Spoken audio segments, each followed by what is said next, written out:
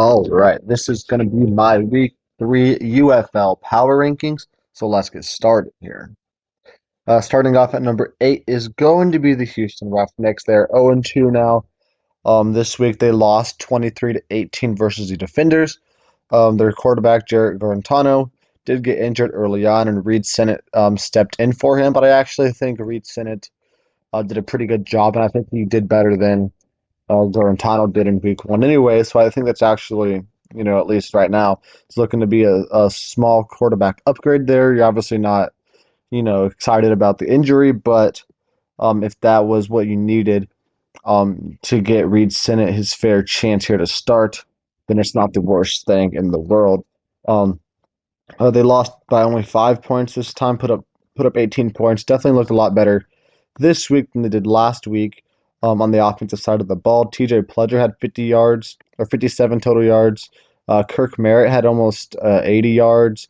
Kiki Chisholm had 57 yards and a touchdown. So a lot of good things happening there, but they did lose, like I said, Jarrett Garantano for probably 5 or 6 weeks.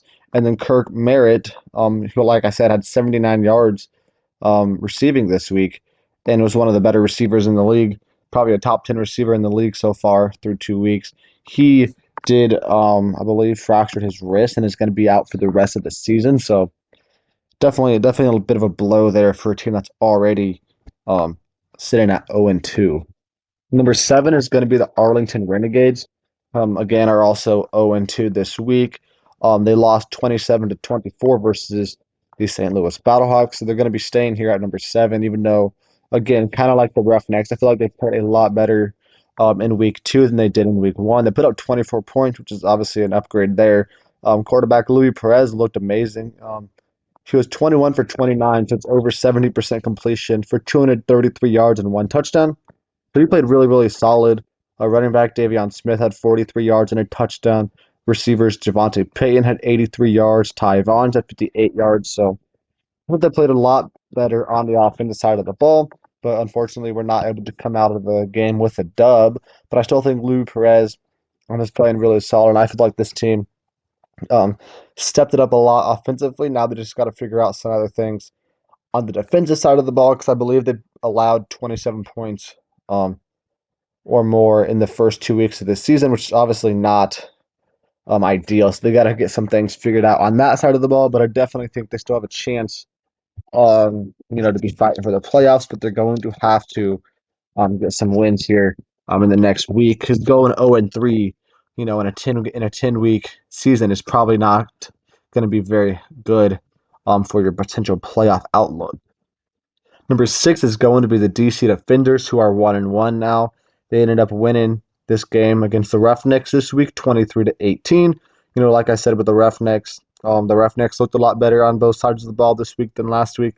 But same goes for the Defenders as well. I think they looked a lot better this week than last week. Obviously, they still were not amazing on offense. Jordan Piami was good, but he only had a 50% completion on his passing, which is not great. 200 yards, 2 touchdowns to 1 pick is fine.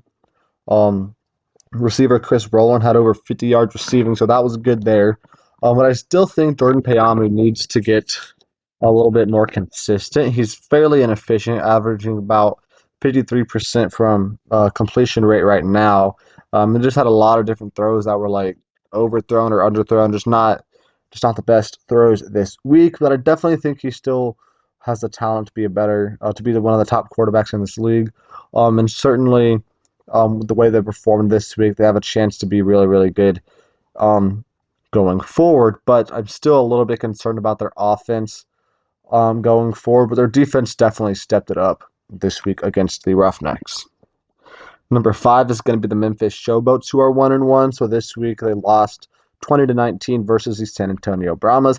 This is a pretty disappointing game for a Showboats fan. They had control throughout the entire game. They were up 16-0 going into the fourth quarter. They were up 19-8 with under 1 minute left to go and still ended up losing this game 20-19. So it's definitely a little bit concerning. Their quarterback, Case Cookus, had about 200 yards passing with 1 touchdown and 1 fumble. And he also had 58 yards rushing, which was the leading rusher for their team. So he's doing fine, but you've got to get more of a rushing game here. The first 2 weeks for the Showboats. Case Cookus has been their leading rusher, which is kind of a cause for concern where your running backs aren't obviously doing their job there in the running game is a little bit concerning there. It's also very concerning that they were up, 16-0 going into the fourth quarter and blew that lead and up 19-8 under a minute, and their defense just absolutely collapsed. Their defense was doing really good all game, and then just absolutely collapsed there in the final minute of the game, allowing two separate touchdowns as well as their 4th and 12 conversion. That took place of their onside kick. The reason they were able to get the ball back. But yeah, their offensive side of the ball looked fine.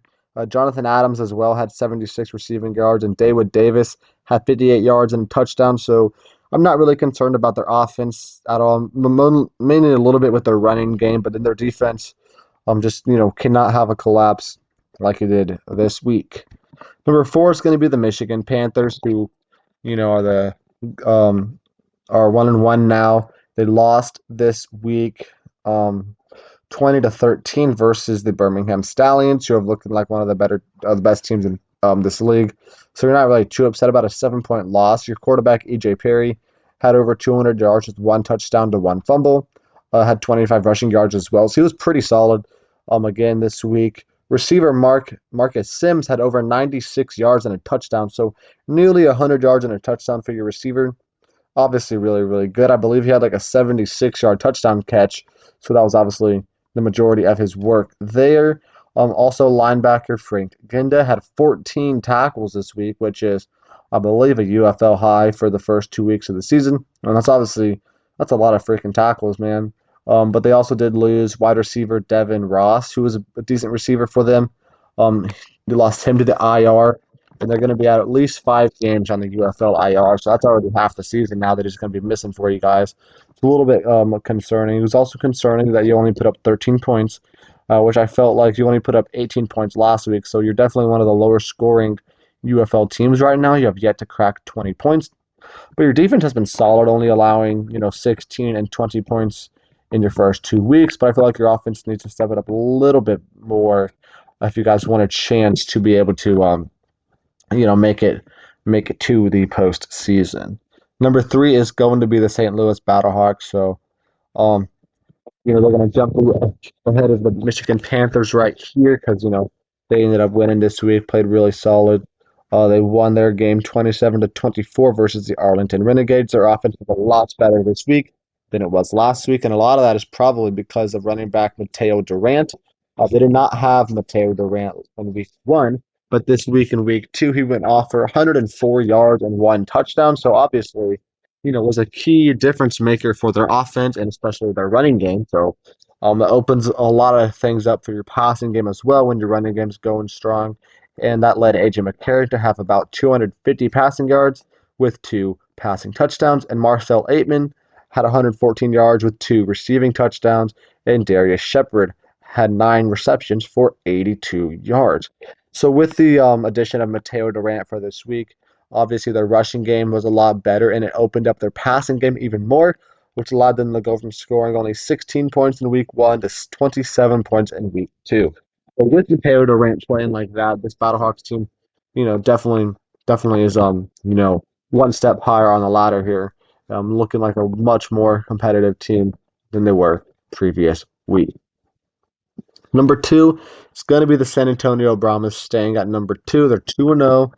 This week they won 20-19 versus the Memphis Showboats. I already talked about their comeback here, but let's talk about it again. They were down by 16 going into that fourth quarter. 16-0. So their offense was atrocious for the first 3 quarters of this game. Then still down 19-8 under 1 minute to go is obviously a cause for concerns. But you can feel good about yourself. Considering you went into the fourth quarter down 16-0 and then ended up scoring 20 straight points there late in that game. So obviously you're feeling good about your fourth quarter play, which is obviously very, very important for this game. And quarterback Chase Garbers was amazing with over 280 yards. He had nearly 300 yards. He had over 300 total yards here with 287 passing yards and 20 rushing yards. He also had 3 touchdowns, but he did have 1 interception and 1 lost fumble, but still a really solid game for him. Marcus Stevenson, receiver there, had 103 yards with a touchdown. Cody Latimer had 91 yards and a touchdown, and John Trey Kirkland had 53 yards and a touchdown. So a lot of dudes, a lot of your receivers slash tight ends there with Cody Latimer played really, really well this week, and your quarterback played really, really well. Most of those yards and stuff came in the fourth quarter, but overall they still played really, really good for that quarter, and that was enough to win that game. So you got kind of lucky that the Showboat's defense had an all-time collapse there, but I don't want to take anything away from the Brahmas offense there in that fourth quarter. Being able to put up 20 points in the quarter is very impressive as long as they can continue to, take that momentum coming into week three in their matchup against the St. Louis Battlehawks, I believe. That should be a very, very interesting matchup. And the number one is going to be the Birmingham Stallions. Once again, they went to the 2-0 now. They won their game this week, 20-13 against the Michigan Panthers. But even though that they've been obviously looking like the best team in football probably this season, and they won the USFL championship the last 2 years, I think their quarterback issues right now are a little bit of a cause for concern. They ran a kind of a dual quarterback system for the majority of this game. Week one, it was mostly Matt Corral with Adrian Martinez mixed in a little bit, but this week it was more of a 50-50 split, and I think Adrian Martinez might have actually gotten a little bit more work in there. But Matt Corral was not great, only 5 for 12 passing with 53 yards and an interception to go along with 28 rushing yards. So 81 total yards, 40% completion rate, and 1 interception to 0 touchdowns is not a good look for your quarterback. And then Adrian Martinez, when he came in the game, um, he was 8 for 15, so it was a little bit better. He was over 50% completion, but he only had 88 passing yards with 65 rushing yards, that's pretty solid. So he had over, I think, 153 total yards, which is pretty solid. On inefficient, still fairly inefficient passer, completion percentage at like a 53%, but significantly better than what Matt Corral was able to put out here. So, but it is a little bit concerning that they did not end up having a single passing touchdown this week. I believe they only scored 1 touchdown and then had a bunch of rushing yards or field goals as well. So it's a little bit concerning there to go with your offense, but their defense is definitely, I think, definitely looked like the best defense in football. And their offense is not bad. They got some playmakers. They just got to figure out a consistent quarterback, at least one. At least, you can go with your dual quarterback system because they offer different things. Martinez is there more for his rushing ability and speed, while Corral, I think, is a better, passer of the football strictly. But you got to just get one of those quarterbacks to be playing consistently good, as a passing quarterback, and then you can still sprinkle the other guys in there a little bit to get you more of a dual quarterback system. But you need both of them, to be playing pretty good in the pocket. So looking at our standings here for the XFL conference, you got the Brahmas at 1, they're 2-0. Defenders at 2, Battlehawks at 3, they're both 1-1, and the Renegades are at 4 at 0-2. In the USFL, you got the Stallions at 2-0, and the Panthers at 1-1, the Showboats at 1-1, and the Roughnecks at 0-2. So you got identical standings here, with 2 undefeated teams, 4 1-1 teams, and then two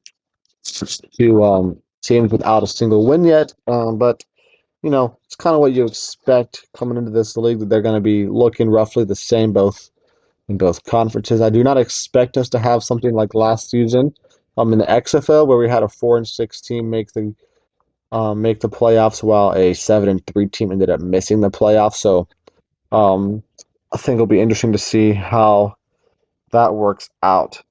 But going on here, let's look at our quarterback power rankings right now. So got a lot of movement. I actually got 10 quarterbacks listed because the Stallions used their dual quarterback system, and then the Roughnecks had that injury to Jarrett Garantano. But I got Chase Garbers looking like the best quarterback right now, followed by AJ McCarron, then Luis Perez, then Case Cookus, then Jordan Tayamu. Then I actually thought Reed Sinnett, was looking better than Jarrett Garantano in the week one. Then I got EJ Perry down at number 8. And number 9 and 10, I got Matt Corral and Adrian Martinez.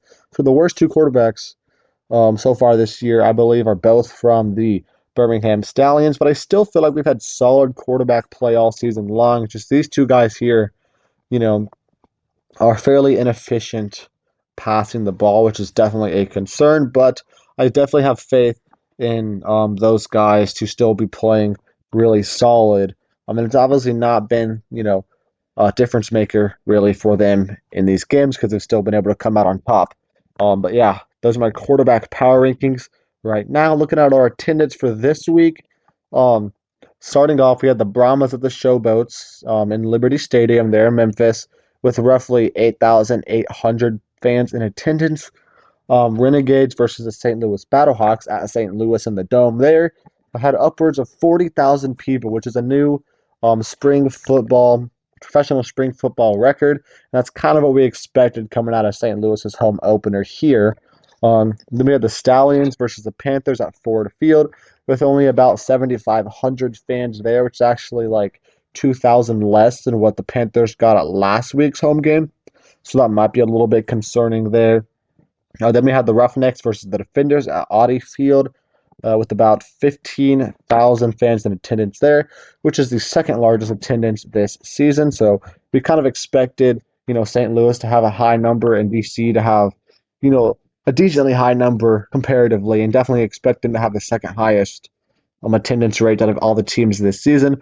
It's also worth noting we have not seen a home Birmingham Stallions game yet, so potentially their home opener here in week number 3 could be, maybe upwards of like 20,000 people, but it will likely stay roughly around the 15,000 at the max if I were to predict that. But looking at our averages here, we have roughly 18,000 on average for this week, which is up significantly over last week's average of only about 11,500. But, the majority of that is just due to St. Louis being a total outlier. So, um, taking them out of the equation, the averages here from this week and last week are going to be roughly about the same. Looking at our TV viewership here, could be a little bit concerning here. The Brahmas and Showboats had only 718,000 there on ESPN. Renegades and Battlehawks had 908,000 on ABC. Stallions and Panthers had 903,000 on ESPN. And the Roughnecks and Defenders had 849,000 on Fox. So it's roughly 845,000 on average, which is roughly 200,000 less than last week's average. So it could be a little bit concerning. It is worth noting that we're still competing with, this week they were still very much competing with college basketball. They were last week as well, but they also this week were competing with WrestleMania and stuff. So maybe that is a bit of a reason why they went down 200,000 viewers. It could be because they were watching WrestleMania or watching the Final Four and Women's Championship of college basketball because people probably watch those more than they were watching the Elite Eight games that took place the week prior. So coming into this next week, um, we should see. I would expect to see a little bit of an increase in the ratings for this week, even more than what we saw in week 1, because there's no more college basketball that we have to compete with. There's no WrestleMania. NBA playoffs don't really start until the next week, so this is going to be our only week for a while without the NBA playoffs being a factor. So um, I think this is the best shot for the UFL to have their highest viewership totals, and I would expect to see that reflected, coming next week's TV viewership report. But that is going to be the video. Thank you for watching. Make sure to check back next week for an updated UFL Power Rankings list, and make sure to check out my NBA videos as well. I'll be having a bunch of stuff coming out soon-ish for the end of the regular season.